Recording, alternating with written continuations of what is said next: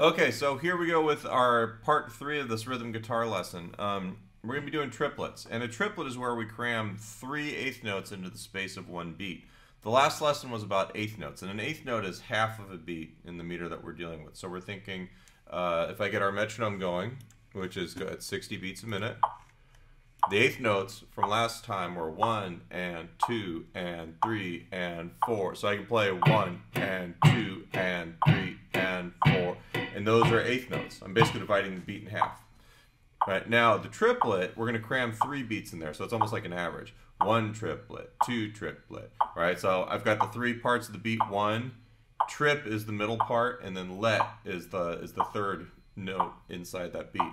So we're on 1 triplet, 2 triplet, 3 triplet, 4 triplet, 1 triplet, 2 triplet, 3 triplet, 4 triplet, triplet, 2 triplet, 3 triplet. So it has kind of a rolling feel.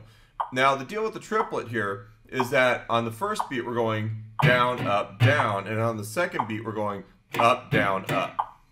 1 triplet, 2 triplet, 3 triplet, 4 triplet, down, up, down, up, down. Right, so every other beat is starting in an up strum, which is different than how we did stuff before. The triplets are going to kind of turn everything on its ears in terms of how we're using our right hand, but it's really cool. So the first thing we're going to do is we're just going to play an open G chord. I turn this down just a little bit here. All right, and we're going to just play triplets starting on the down strum, on the downbeat. So make sure you're tapping your foot, all right, and making sure that you're actually subdividing the time consistently, alternating the strum. So we've got 1 triplet, 2 triplet, 3 triplet, 4 triplet, down, up, down, up, down, up, down, up.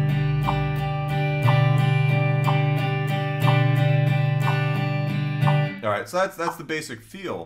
Now, the next thing we're going to do is we're going to reverse, and part of this is just to get you used to playing your right hand strums a little bit more consistent. All right, we do some of these exercises with single note picking where we start in reverse, and the idea is to get your down strum and your up strum more consistent with each other. All right, so if I start on the up strum on 1, 1 triplet, 2 triplet, 3 triplet, 4 triplet, down, up, down, up.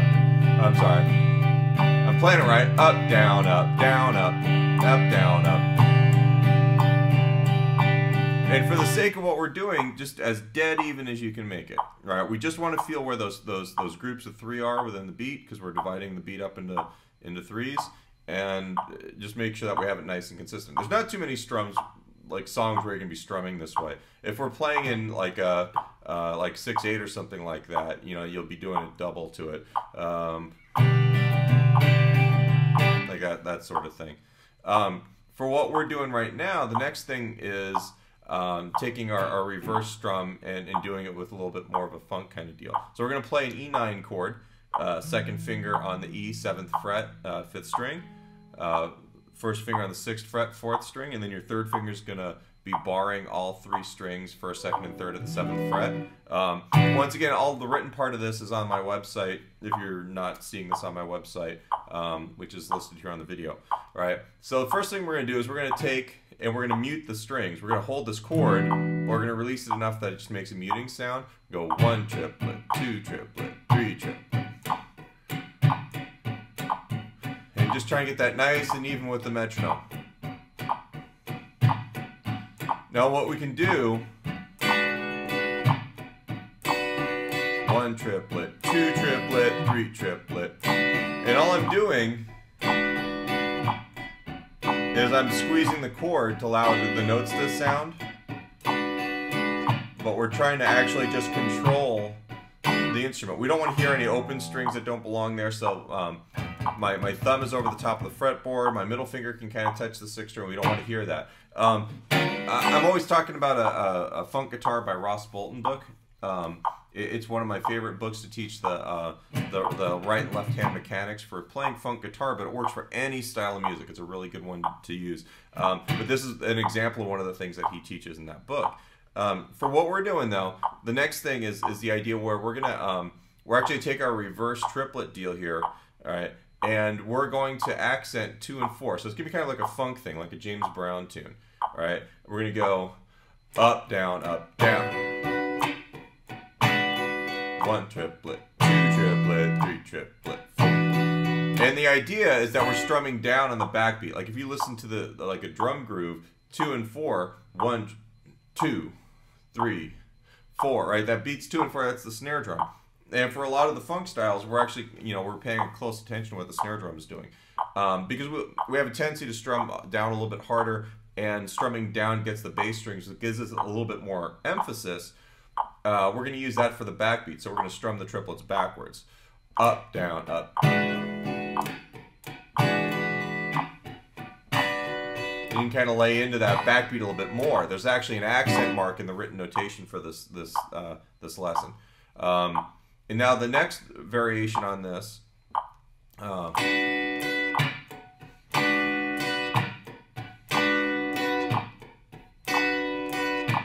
what I'm doing is I'm playing on the 1, starting with the up strum, 1 triplet, and then the let.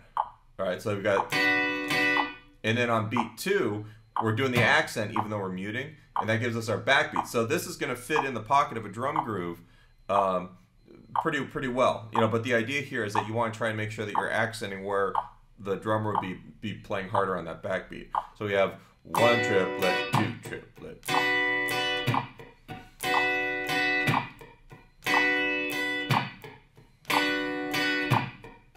Now, if I was doing this a little bit quicker, like, if I was doing it like James Brown tempo here, 2, 3, 4.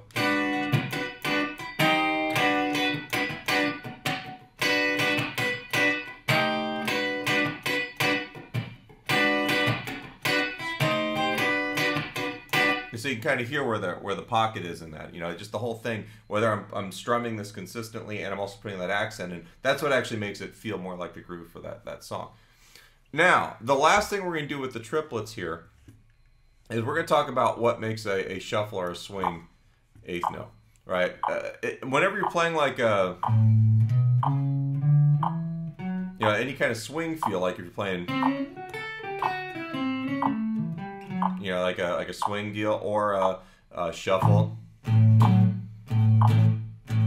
right, those shuffled eighth notes or the swung eighth notes are actually based in a triplet. We've got the first and the last notes of a triplet. 1 triplet, 2 triplet, 3 triplet, 4 triplet, 1 triplet, 2 triplet. Most people don't seem to realize that your shuffle or your swing feel, those are based off of the triplet. We're just taking the middle note out. So instead of going, we're going 1 triplet, 2 triplet, 3 triplet.